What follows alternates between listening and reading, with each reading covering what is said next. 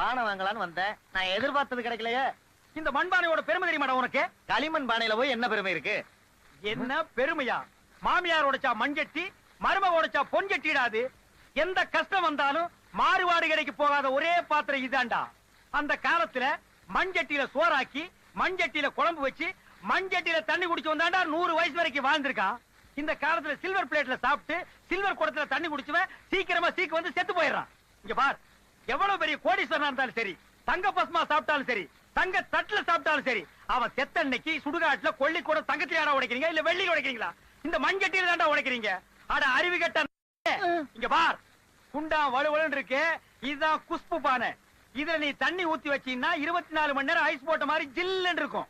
இங்க பாத்தியா, இதுதான் சூப்பர் ஸ்டார் ரஜினி பானை. இதுல நீ தண்ணி எடுத்து குடிக்க வேண்டிய அவசியம் இல்ல. டம்ளரை உள்ள போட்டீங்கன்னா ஜம்ப் பண்ணி தண்ணியோட வாய்க்கு வரும். அதான் நான் மூடி வச்சிருக்கேன். இவ்வளவு ரகரகமான